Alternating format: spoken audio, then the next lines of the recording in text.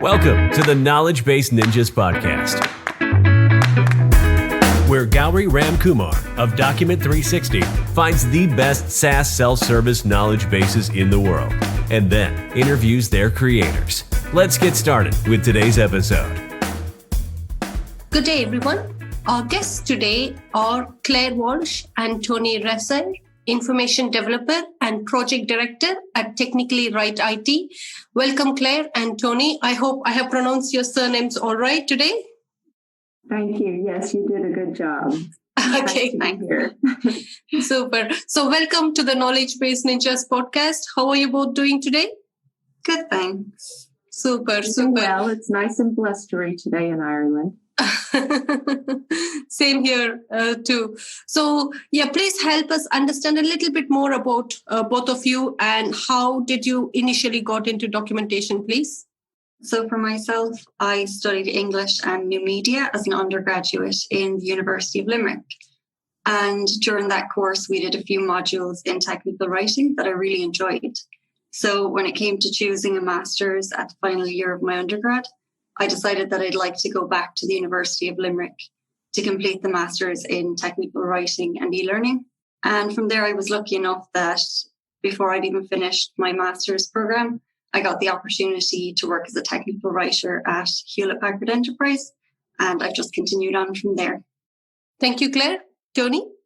Yeah, so I came to TechCom a little late in my career. I was already in my late 30s, near 40s, and I was working in media. I had been in journalism and media, and I was teaching media studies at James Madison University in Virginia in the U.S.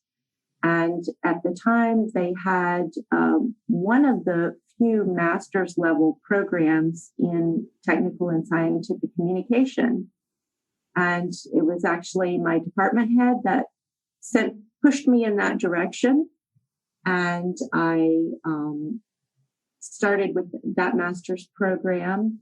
And like Claire, before I finished, I was already working in TechCom. I had been hired by Rosetta Stone, which is language learning software.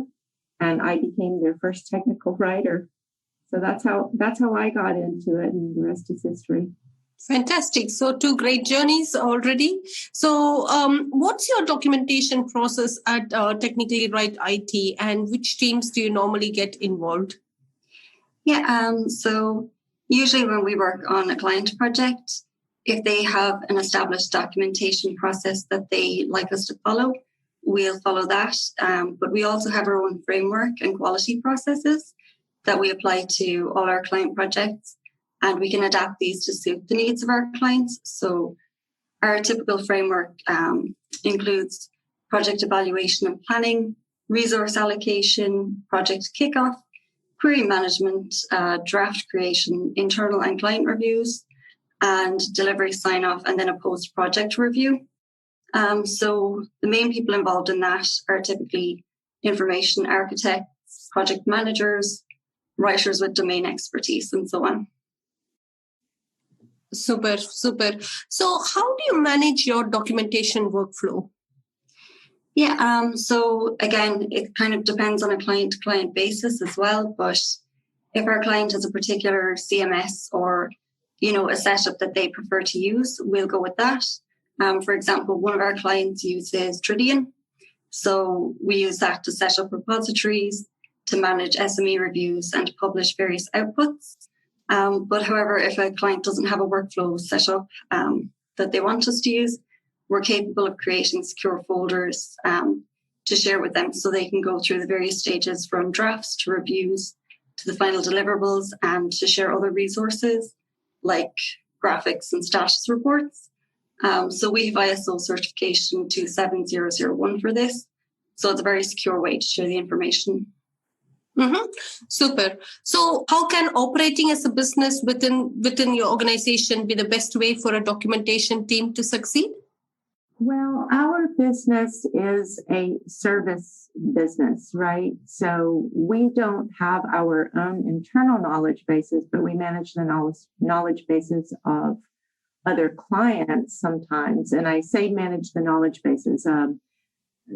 that's not the only thing we would do, but we would have a few clients who would certainly fit into that category. And they may not be specifically, maybe they would call them online help or online documentation or something like that. But basically, our business model is such that we have about 40 writers on staff. And as Claire mentioned, they have different domain expertise. And so we can pull together a team of writers who can meet the needs of the particular client. And of course, we're trying to help them be more efficient with their processes, but most importantly, to make sure that their end users are satisfied. Did that answer the question that you were asking? Toni, that's absolutely great. So according to your experience so far, how can technical writers be adaptable to meet the information needs in the emerging technologies these days? So that's a really interesting question, and it's one that we've been tackling here at TWI as well. I mean, I'm sure as anyone, unless they've been living under a rock, understands that even our profession is changing in TechCom. Mm-hmm. There's, lots of all of the emerging technologies, as we call them. They're not quite so new anymore, right? They're kind of changing the way we have to do documentation. And so for us, that means looking at new content models. So I'm telling you what it means for us. And of course, I would think that would apply to any TechCom team. That means looking at new content models and new processes. We have these frameworks in place, these processes that help us right now with some of the more traditional content projects that we work on. And they're pretty straightforward processes. We've been using them at TWI. The writers have been using them for years with their project management teams, and they're really well established and they work really well. Well, some of these new technologies are presenting new challenges for even those processes. So what we're doing as a team is we're doing a lot of training. Of course, we're attending other webinars and conferences and learning, but we're doing a lot of internal training and we're doing a lot of internal projects where we're trying to master these new content models and these new processes internally before we then roll them out into an external project. So I think the adaptability really needs to be, for me at its core, is just to be open to having a mind shift and a change in the way you think about documentation in general. We tend to call it information now rather than documentation because a lot of it never actually gets documented into a Word doc, right? So yep. I think it's about the adaptability is about being open-minded and having that innovative spirit that's ready to jump in there and say, how can I tackle this problem? This is not like any problem that I've had before in documentation. How can I tackle that? And being open to innovation and just kind of changing our processes. True. So during your documentation process, creation process, what are the important factors you consider? During the process itself? When creating your documentation, for example. Yeah, well, obviously quality, quality is the most important thing that we're after. I believe, but I believe everyone's after quality, right? I think one of the things that our team is really good at, I'll say two things. One of them is kind of from the documentation process, and the other is from the perspective of after the documentation is complete. Internally, we really focus a lot on efficiencies because we're a service-based company. And so our job is to help our clients become as efficient as possible.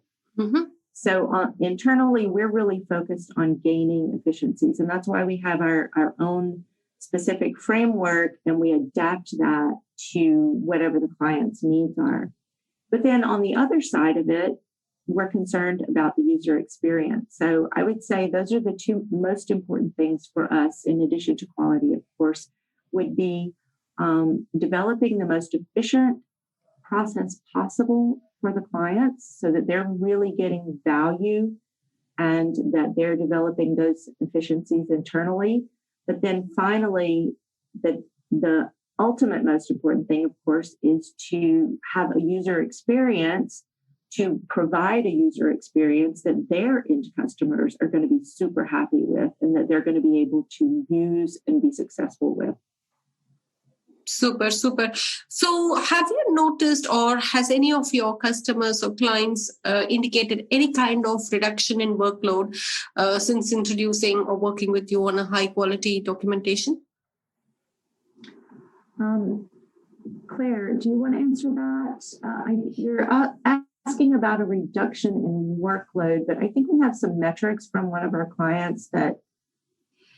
Yes. So really what we'd be measuring would be customer engagement. And we worked on a project recently that's a single sourcing project, including online help pages. And our client provided us with these metrics 1 week after the launch of the first category of pages. So they reported back to us that overall page views were up by 10.5% and that there was a 12.9% increase in users clicking yes when asked if the page was helpful. Fantastic. And where that's good really is that if the customers weren't finding those pages, they weren't accessing them, they didn't find them helpful, that would have translated then to calls to customer service. So in that respect, it's reducing the workload there and taking away some of that from having to be something that a person on a phone does when a page can do it effectively. Fantastic. If I could follow on to that too, Gauri, I think too, I remember that particular project that there were some metrics in there where from the original content that came down to us, the word count and sentence lengths and things like that, they did metrics on all of those, and those had been reduced as well with that. And that was a single sourcing project, as Claire mentioned. So what that means is there was content for them all over the world, duplicated. Now, what they're able to do is to have all of that content in one place, and not in duplicate formats. So I don't know that we have metrics back on reducing the workload yet, but you can actually see that coming. You can see how any kind of a single sourcing project is going to provide that reduction, right? True. I mean, it's good that you've got some measurements or metrics to support your documentation, because many people struggle to identify what has changed after introducing documentation, because most of the time there is no direct relationship between the changes and documentation and improvements, correct? Yeah, and we do try to get metrics as often as possible. You know, sometimes being in a service industry, that's not always possible because we're placing content on the systems of our clients. But where it's possible, we do try to do that. We do have a couple of other clients in the biopharma industry where we manage the content in their systems, but we also put metrics and analytics in place because we really do manage the content for them. So we put some metrics in place, and we actually share those metrics back with them on a monthly basis so that they can see, because you know they're in biopharma and they don't tend to be focused as much on the content. They're worried about the science, right? Yeah. But obviously the content is helping them to do their jobs. So what we try to do is to share those metrics back with them then and say, look, this is how many of your scientists have actually been viewing these things this month. The views are up. That means that they're accessing this more and more to help them with their jobs. Sometimes these processes change. And so They're able to see when those changes occur. They're getting notifications and things like that. So we do try to, when it's possible, use metrics. But you're right, in content, that's not always an easy thing to uncover. True. So let me tweak this question slightly, and I think you did answer this to me right in the beginning. With your clients, who do you generally report about the progresses, or who do you work collaboratively from the customer side? Yes, so on our client projects, writers would report to a PM from TWI. We'd also report to a point of contact within the client company. And so one of the ways that we can do this is a weekly status report. So we outline what we achieved in the week, what our priorities are for the coming week, if we experienced any blockers or issues during the week, and if we have any other comments. Typically, we would work with a lot of SMEs and, get the information from them. Okay, fantastic.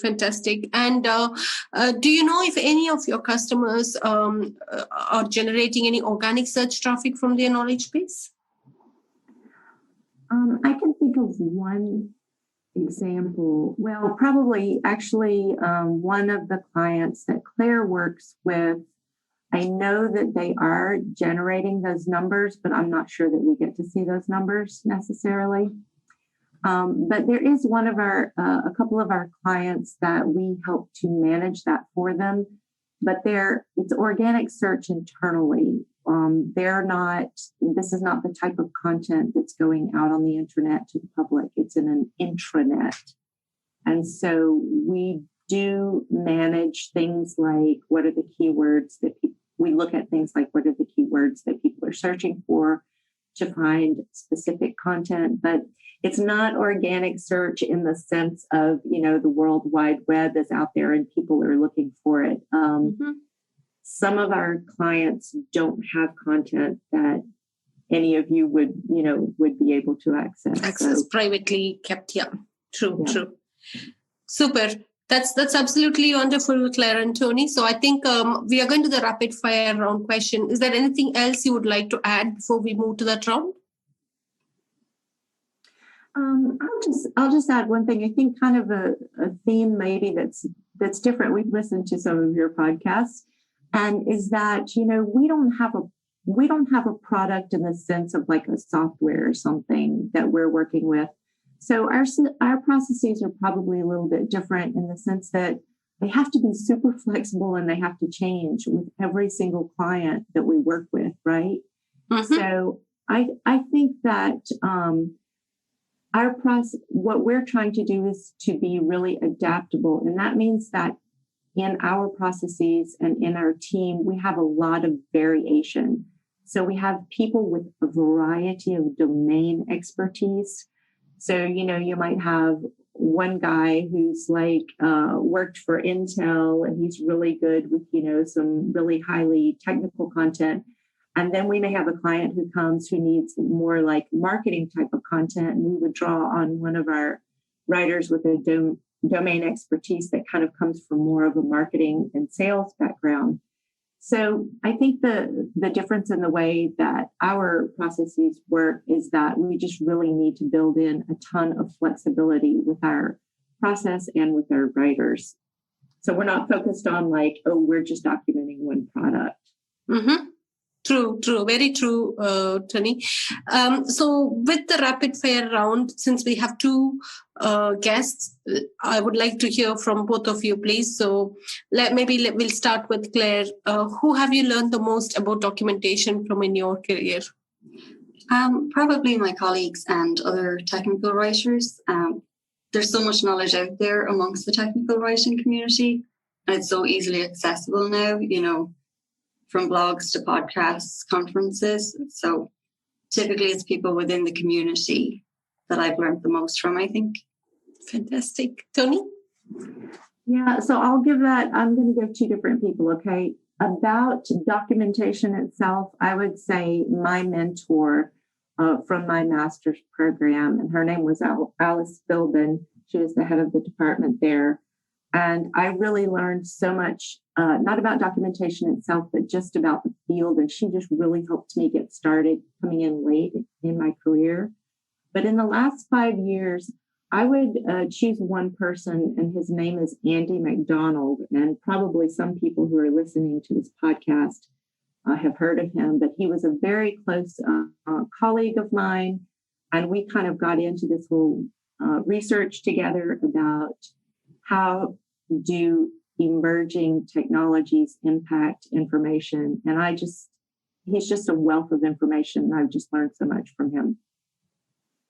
Super, fantastic. So thank you, Andy, and colleagues of Claire. Can you share a documentation-related resource you have consumed recently? Yeah, I read an interesting article actually on the 3DI blog, and it's about using technical communication to bridge the digital literacy gap. It was really interesting, especially in, coronavirus times now. We're seeing that more than ever, that digital literacy gap. Okay, I'll go next. So I had to put a desk together last weekend, and I had to use the printed documentation, which was illustrative, to put that desk together. So that was the absolute most recent documentation that I actually accessed. Super. So what is the one piece of documentation-related advice you would give to your 20-year-old self? I think mine would be to take every opportunity to learn that you're offered, whether that's responsibility on a new project or the opportunity to learn a new tool, because it's so important for technical writers to constantly learn and keep up with new technologies and changing user needs. And I think on top of that, even if an opportunity isn't necessarily presented for you, to seek out opportunities to learn more. Super. And I would add to that, what I would say if I could go back to my 20-year-old self would be focus on the user and not the product. So many times we get caught up in our work and we're focusing on documenting a product. And really, we always need to keep the user in mind. And I think that produces the most successful documentation. Super. So it's absolute pleasure to have both of you together in this podcast series. So Claire and Toni, I think we are almost to the end of the podcast. Anything more to add to our audiences today? No, I don't think so. Thank you so much for having us. Super. So I think your experience is very different to some of the guests we already have in this series. So it's always good to have a variation of different writers and different players in this community in the series. Well, thank you again for having us. We appreciate it. Yeah. Thank you so much. Have a wonderful day, both Claire and Toni, and stay safe.